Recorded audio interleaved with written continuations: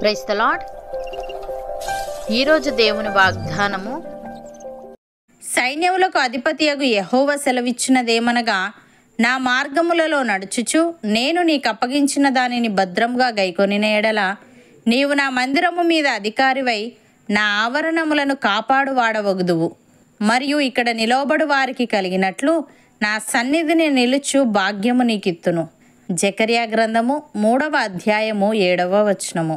సహోదరి సహోదరులారా, ఇజ్రాయేలీయులు బబులోను చెర నుండి తిరిగి వచ్చిన తర్వాత యెరూషలేంలోని ఆలయాన్ని పునర్నిర్మించే సందర్భంలో ఈ దర్శనం వస్తుంది. ఇక్కడ ప్రధాన యాజకుడైన యెహోషువ ప్రభుదూత ముందు నిలబడి ఉన్నాడు. సాతాను అతనిపై నిందలు వేస్తున్నాడు. ఈ దర్శనంలో ప్రభువు సాతానును గద్దించడమే కాకుండా యెహోషువకు ఈ వాగ్దానం చేయడం కనిపిస్తుంది. ఈ వాగ్దానం సైన్యములకు అధిపతియగు యెహోవా సెలవిచ్చినదేమనగా అనే మాటతో ప్రారంభమవుతుంది. అనగా ఈ మాటలు నేరుగా దేవుని నుండి వస్తున్నాయని దేవుడే సెలవిస్తున్నాడని సూచిస్తుంది.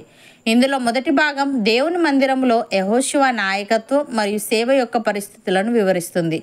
యెహోషువ దేవుని మార్గములలో నడుచుచు దేవుడు అతనికి అప్పగించిన దానిని భద్రముగా గైకొనిన ఎడల అతడు దేవుని మందిరము మీద అధికారి అయి ఆయన ఆవరణములను కాపాడువాడగునని వ్రాయబడి ఉంది. అనగా యెహోషువ దేవుని ఆజ్ఞల ప్రకారం నీతివంతమైన మరియు విధేయతతో జీవిస్తూ నైతిక ప్రమాణాలను అనుసరిస్తూ అన్ని విషయాలలో దేవుణ్ణి సంతోషపెట్టాలని కోరిక కలిగి ఉండడాన్ని సూచిస్తుంది.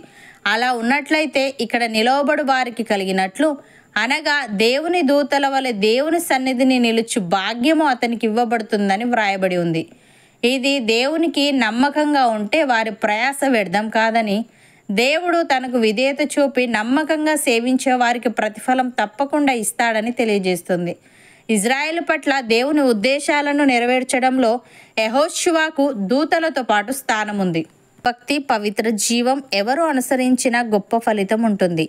పౌలు భక్తుడు తిమోతికి వ్రాస్తూ ఈ విధంగా అంటున్నాడు: విశ్వాస సంబంధమైన మంచి పోరాటము పోరాడుము, నిత్య జీవమును చేపట్టుము, దాన్ని పొందుటకు నీవు పిలువబడి అనేక సాక్షులెదుట మంచి ఒప్పుకోలు ఒప్పుకొంటివి. సమస్తమునకు జీవాధారకుడైన దేవుని ఎదుటను పొంతి పిలాతునొద్ద ధైర్యముగా ఒప్పుకొని సాక్ష్యమిచ్చిన క్రీస్తు యేసు ఎదుటను మన ప్రభువైన యేసుక్రీస్తు ప్రత్యక్షమగు వరకు నీవు నిష్కలంకముగాను అనింద్యముగాను ఈ ఆజ్ఞను గైకొనవలనని నీకు ఆజ్ఞాపించుచున్నాను. శ్రీమంతుడును అద్వితీయుడు నాకు సర్వాధిపతి యుక్త కాలముల యందు ఆ ప్రత్యక్షతను కనుపరచును. ఆ సర్వాధిపతి రాజులకు రాజును ప్రభువులకు ప్రభువునై ఉన్నాడు. సమీపింపరాని తేజస్సులో ఆయన మాత్రమే వసించుచు అమరత్వము గలవాడై ఉన్నాడు. మనుష్యులలో ఎవడునూ ఆయనను చూడలేదు, ఎవడునూ చూడనేరడు. ఆయనకు ఘనతయు శాశ్వతమైన ప్రభావమును కలిగి ఉండునుగాక అని. సహోదరి సహోదరులారా, దేవుని ఎదుటను సజీవులకును మృతులకును తీర్పు తీర్చు క్రీస్తు యేసు ఎదుటను ఆయన ప్రత్యక్షత తోడు ఆయన రాజ్యము తోడు నేను ఆనబెట్టి చెప్పునదేమనగా, వాక్యమును ప్రకటించుడి, సమయమందును అసమయమందును ప్రయాసపడుడి, సంపూర్ణమైన దీర్ఘశాంతముతో ఉపదేశించుచు ఖండించుడి, గద్దించుడి, బుద్ధి చెప్పుడి. ఎందుకనగా జనులు హితబోధన సహింపక దురద చెవులు గలవారై తమ స్వకీయ దురాశలకు అనుకూలమైన బోధకులను తమ కొరకు పోగు చేసుకొని సత్యమునకు చెవినీయక కల్పనా కథల వైపునకు తిరుగు కాలము వచ్చును. అయితే మీరు అన్ని విషయములలో మితముగా ఉండుడి, శ్రమపడుడి, సువార్తికుని పనిచేయుడి, మీ పరిచర్యను సంపూర్ణముగా జరిగించుడి.